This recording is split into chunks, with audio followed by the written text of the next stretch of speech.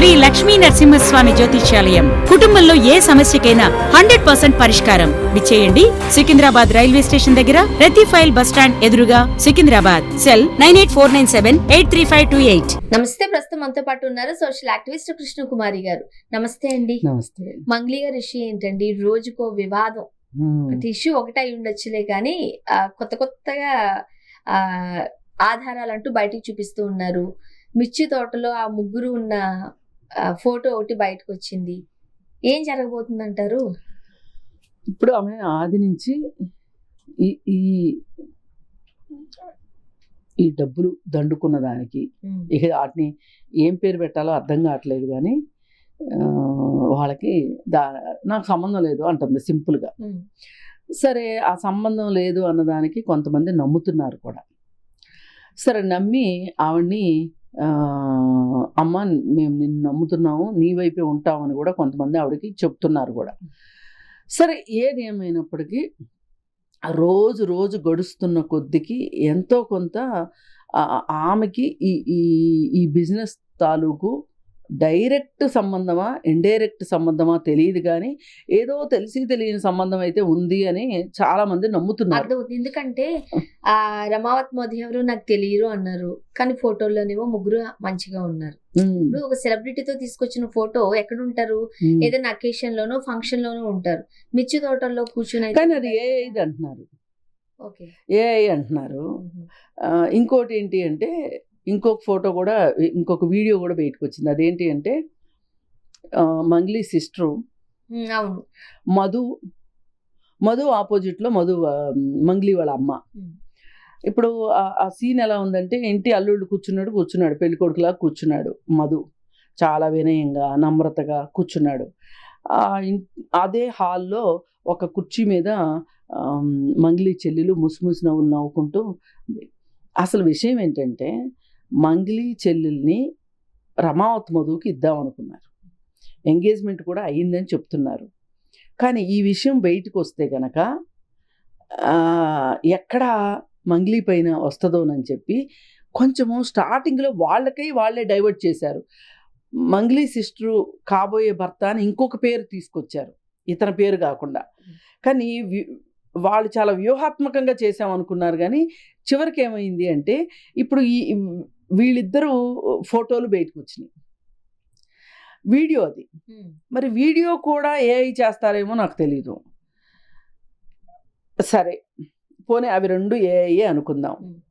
అనుకుంటే ఇప్పుడు మా తమ్ముడికి అతనికి కూడా పెద్దగా సంబంధం లేదు, జస్ట్ ఆఫీస్ ఓపెనింగ్కి వెళ్ళాడు అంతే అని చెప్పింది మంగ్లీ. మరి జస్ట్ ఆఫీస్ ఓపెనింగ్కి కనుక వెళ్తే అకౌంట్లోకి డబ్బులు ట్రాన్స్ఫర్ చేసేటట్లయితే, అవైతే డైరెక్ట్ మెసేజెస్ చూపిస్తున్నారు కదండి. అదే నేను అంటున్నా, దాన్ని ఏఐ చేయలేమేమో కదా. దాన్ని ఏఐ చేయలేదు. లేదు, పోలీసులు ఇచ్చారు. దాన్ని పోలీసులు కూడా ఏఐ చేశారంటే ఇక చేయగలిగింది ఏమి లేదు. అయితే అసలు ఇలా కనుక అయితే, స్వర్ణ, మీరు నేను కూడా ఓపెనింగ్లకు వెళ్దాం, కంపెనీల ఓపెనింగ్కి వెళ్ళి జస్ట్ వాళ్ళకు ఒక బొకే ఇచ్చేస్తే వాళ్ళకు ₹1,00,00,000 మనకి ట్రాన్స్ఫర్ చేసేస్తారు అంటే ఎంత బాగుంది కదా ఐడియా. మరి ఏ సంబంధం లేకోకుండా జస్ట్ అక్కడికి వెళ్ళి బొకే ఇచ్చినందుకే, శుభాకాంక్షలు తెలిపినందుకే ₹1,00,00,000 రమావత్ మధు శివా చౌహాన్ అకౌంట్లోకి డబ్బులు వేసాడు అంటే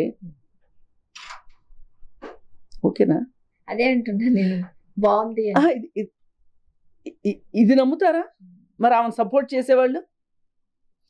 అదే ఏమండి, మా తమ్ముడికిన్ను వాళ్ళకి వ్యాపార లావాదేవీలు ఉన్నాయి, కానీ నాకేం సంబంధం లేదు అని చెప్పి ఆవిడ చెప్పుంటే నమ్మశక్యంగా ఉండేది. అంతకుముందు కూడా ఇంటికి 25,00,000 అడ్వాన్స్ ఇచ్చాడు, 1,85,00,000 కాను. నేనేమో ఇల్లు వాడుకోమని చెప్పాను, కానీ అతను సేల్ కన్సిడరేషన్ డబ్బులు కట్టలేదు కాబట్టి నేను రిజిస్ట్రేషన్ చేయలేదు అతనికి, నేను అతనికి అమ్మనని చెప్పేశాను, అయినా ఇల్లు వాడుకుంటున్నాడు అని చెప్పావు నువ్వు. ఈ ముక్క ఇప్పుడు చెప్పా? మొన్నటికి మొన్న. అమ్మ, డబ్బులు లెక్క పెట్టిన ఇల్లు ఎవరిది? నీ ఇంట్లో అతనెవరో వచ్చి డబ్బులు ఎట్లా లెక్క పెట్టుకుంటాడు? ఏదో కాసి ఇప్పుడు మనకు తెలిసిన వాళ్ళని కూడా ఏమండి ఈ రోడ్లో వెళ్తున్నాను, నా బండి బ్రేక్ డౌన్ అయింది, ఓ 10 నిమిషాలు మీ ఇంట్లో కూర్చుంటాను అంటే కూర్చొనిస్తాం కదా, కూర్చొనిస్తాం. కానీ ఇప్పుడు మనం కాసేపు కూర్చున్నన్నందుకు వాళ్ళ ఆవిడ్ని వాళ్ళ పిల్లల్ని పిలిచి ఇంక ఇదే మన ఇల్లు అని చెప్పి ఆడుకోనివ్వం కదా, తెలిసిపోతాయి కదా. ఈ పరిస్థితుల్లో ఇప్పుడు మంగ్లీ ఎంత అవునన్నా కాదన్నా ఈ వివాదానికి నాకు సంబంధం లేదని కానీ, ఈ స్కామ్కి నాకు సంబంధం లేదని కానీ చెప్తే నమ్మటానికి ఎవరూ సిద్ధంగా లేరు. ఇది ప్రస్తుతం ఉన్న పరిస్థితి. ఇప్పుడు అతన్ని 4 రోజులు కస్టడీకి ఇచ్చారు. 5 రోజులు 4 రోజులు కస్టడీ ఇచ్చారు. ఎవరికి? రమావత్ మధుకి. ఈ కస్టడీలో అతను ఏం చెప్తాడు అనే దాన్ని బట్టి శివ పైన ఇంకా మరి కాస్త ఉచ్చు బిగిసే అవకాశం ఉంది. ఎందుకు మీరు శివ గారి ప్రెస్ మీట్ తర్వాత మళ్ళీ మనం మాట్లాడుకోలేదు. శివ ప్రెస్ మీట్ పెట్టిన వెంటనే పోలీసులు కూడా ఈ విషయం బయటికి తీసుకొని వచ్చారు. ఎందుకంటే సామాన్య ప్రజల్లో పోలీసులు ఏదో ఈ కేసుని కాస్త డైవర్ట్ చేస్తున్నారు, మంగ్లీకి అనుకూలంగా చేస్తున్నారు అనే ఒక మంగ్లీని తప్పిస్తున్నారు కేసు నుంచి అనే మాట అనుకుంటున్నారని పోలీసులకు కూడా కొంచెం తిక్కగానే ఉంది. ఎందుకు మనకెందుకు అని. ఎందుకంటే ఎవరికైనా ఒకళ్ళకైనా ఇంతమంది పేదవాళ్ళ డబ్బులే అని మనసు పట్టకుండా ఉంటుందా? మనసులో బాధ అనిపిస్తుంది కదా, ఒక పోలీసు కాదు ఒక పోలీసుకైనా. అందుకని అలాంటి వాళ్ళు ఎవరో కొంచెం ఇప్పుడు ఏమనిపిస్తుందంటే సివి ఆనంద్ గారు కూడా వచ్చిన తర్వాత వచ్చారు కాబట్టి ఆయన కూడా చాలా నిష్పక్షపాతంగా ఉండే వ్యక్తి కాబట్టి ఇది స్పెషల్ ఇంట్రెస్ట్ కింద ఈ కేసు టేకప్ చేశారని కూడా వార్తలు, నిజమో అబద్ధమో తెలియదు. ఏదన్నా కానీ ఎలా చేసినా ఒకరోజు ఆలస్యమైనప్పటికీ కూడా ఈ కేసులో ఎవరున్నారో తేలాలి.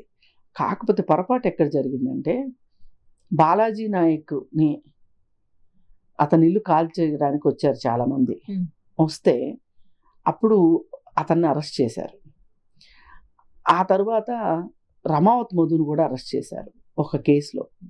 అప్పుడే అతనికి బెయిల్ ఇవ్వకోకుండా అతన్ని పోలీస్ కస్టడీకి తీసుకుని ఉన్నట్లయితే గనక ఇప్పుడు ఇతను బయటకు వచ్చి ఇవన్నీ సర్దుకునేవాడు కాదు. ఇప్పుడు ఒక కేసులో నేను దొరికాను అంటే మిగతా కేసుల్లో కూడా నాకేమైనా అపాయం ఉండొచ్చు, నేను దొరకొచ్చు, ఉచ్చు బిగొచ్చు అనే ఒక భయం అనేది ఉంటుంది కదా. అందుకని బయటకు వచ్చి అతనికి చాలా సాధ్యమైనంత సమయం ఇచ్చారు పోలీసులు. ఈ విషయానికి మటుకు పోలీసులను క్షమించకూడదు. ఎక్కడ దాకా ఎందుకండి, నిన్న మొన్న జస్ట్ 32 ఏళ్ల కుర్రాడు, బీటెక్ చేశాడు, టెక్ మహీంద్రాలో ఉద్యోగం కూడా చేస్తున్నాడు. ఉద్యోగం చేస్తూ ఈ ఆన్లైన్ బెట్టింగ్స్కి, క్రికెట్ బెట్టింగ్స్కి వీటికి అలవాటు పడ్డాడు. అలవాటు పడితే ఆ ఉద్యోగం సరిగ్గా చేయలేకపోతున్నాడు. పైగా ఆ జీతం సరిపోవట్లే ఈ వ్యధవేషాలకి. అందుకని ఏం చేస్తున్నాడో తెలుసా అండి, ఒక 2-3 ఫోన్లు పెట్టుకుంటున్నాడు దగ్గర. ఎవరన్నా బ్యాంకులో డబ్బులు డిపాజిట్ చేయడానికి వస్తారు కదా మిషన్స్ దగ్గర, వాళ్ళతోటి నా దగ్గర డబ్బులు ఉన్నాయి, నేను చేస్తాను, ఈ డబ్బులు ఇవ్వండి నాకు అని చెప్పి ఫేక్ మెసేజ్లు వాళ్ళకి చూపించి ఆ డబ్బులు వాళ్ళ దగ్గర నుంచి తీసుకుని అక్కడి నుంచి పరారైపోతున్నాడు. పరారైపోయి బైక్ ఈ ర్యాపిడో బైక్ ఎక్కుతాడు, ఎక్కి ఇంకో చోటకి వెళ్తాడు. ఇట్లా చేస్తూ ఉన్న సమయంలో ఒక అమ్మాయి మొన్న ఈ మధ్య ఫిర్యాదు చేసింది. ఫిర్యాదు చేస్తే పట్టుకున్నారు అతన్ని. ఆ ఫోటోలు అవి చూపిస్తే మొత్తానికి ఎట్లా అతను పట్టుకున్నారు. పట్టుకుంటే పోలీసులు పట్టుకుందాం అనేసరికి ఇతను ఎక్కడున్నాడు అంటే అప్పటికి 2 ర్యాపిడో బైకులు మార్చి ఇంకో బ్యాంక్ దగ్గర ఉన్నాడు. పోలీసులు పట్టుకున్నారు. పట్టుకున్నాక తేలింది ఏంటి అంటే అతని పైన ఇదే నేరం మీద 5 కేసులు ఉన్నాయి. 5 కేసుల్లో జైలుకి వెళ్ళొచ్చాడు. జైలుకి వెళ్ళొచ్చి బెయిల్ తీసుకొని జైలు నుంచి బయటకు వచ్చి మళ్ళీ అదే చేస్తున్నాడు. ఒకే వ్యక్తి ఇట్లా ఎలా చేయగలుగుతాడు? మన వ్యవస్థలో ఉన్న లోపాలు ఏంటి?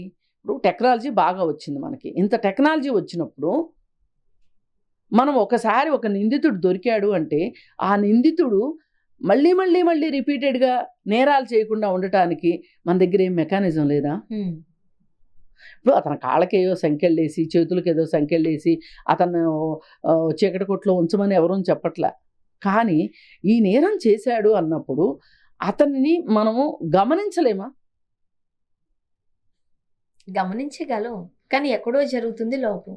అది ఇప్పుడు అందుకే నేను ఇదంతా ఎందుకు చెప్పుకొని వచ్చానంటే మన నిర్వాకాల గురించి ఇంతకుముందు శ్రీనివాసరెడ్డి గురించి కూడా మాట్లాడుకున్నాం. బొమ్మల రామారావును ఇక్కడ హత్య చేస్తాడు, బెయిల్ తీసుకుంటాడు, కర్నూలు వెళ్తాడు, అక్కడ హత్య చేస్తాడు, బెయిల్ తీసుకుంటాడు, మళ్ళీ ఇక్కడికి వస్తాడు.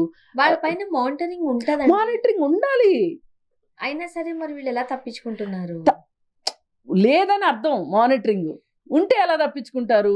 నిజంగా పోలీస్ డ్యూటీ చేయదలుచుకుంటే పోలీసుని తప్పించుకోవడం అంత ఈజీ కాదు. అందుకని మనం ఎందుకు ఈ కేసులు అన్నిటి గురించి మాట్లాడుతున్నాము అంటే, పోలీసు వ్యవస్థ సరిగా ఉంటే, పోలీసు వ్యవస్థకి రాజకీయ నాయకుల దగ్గర నుంచి సంకెళ్ళు పడకుండా ఉంటే పోలీసులు నేరస్తులకు సంకెళ్ళు వేస్తారు. కానీ పోలీసుల దురదృష్టం ఏంటంటే వాళ్ళ పని వాళ్ళని చేయనీకోకుండా ఈ రాజకీయ నాయకులు అడ్డుకుంటారు. అలాగే కొంతమంది లాయర్లు అడ్డుకుంటారు. వీళ్ళ వల్ల వీళ్ళు రిపీటెడ్ జరుగుతూ ఉంది. అదే ఒక వ్యక్తి మీద 2 కాకుండా 3 ఎఫ్ఐఆర్లు గనక అయితే గనక పీడీ యాక్ట్ పెట్టాలని ఉంది. మరి అలాంటి మనం ఏమి ఎందుకు అసలు అంటే వాళ్ళని గమనించే విషయంలో కావచ్చు, వాళ్ళు మళ్ళీ మళ్ళీ నేరాలు చేయకుండా మనం ఏమి చేయలేకపోతున్నామా? చూడాలి మరి మంగళి గారి విషయంలో ఏం జరుగుతుందో. అందుకని ఈ కేసు ఈరోజు ఇప్పుడు వాళ్ళ ఆస్తులు కానీ ఏమైనా జప్తు చేసైనా సరే జనాలకి ఎంతో కొంత వీలున్నంత పంచిపెట్టే అవకాశం లేకుండా చేసింది ఏంటి అంటే, ఇప్పుడు వాడి దగ్గర 20 బ్యాంక్ అకౌంట్లు ఉన్నాయంట మధు రమావత్కి.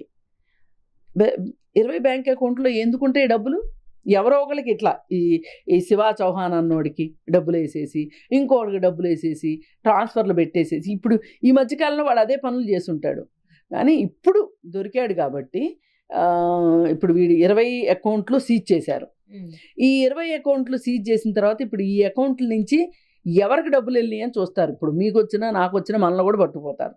పట్టుకుపోవాలి, పట్టుకుపోవాలి. అందుకని ఏది ఏమైనా తొందరలో ఈ కేసుకి ఒక ముగింపు కార్డు పడాలి. బాధితులు వాళ్ళని తలుచుకుంటేనే బాధ వేస్తుంది. ఆ బాధితులకి ఎంతో కొంత గొంతెండిపోయే వాళ్ళకి కాసిన నీళ్ళు అట్లా ఏదో ఒకటి చెయ్యాలని కోరుకుందాం. థ్యాంక్ యూ అండి. Thank you.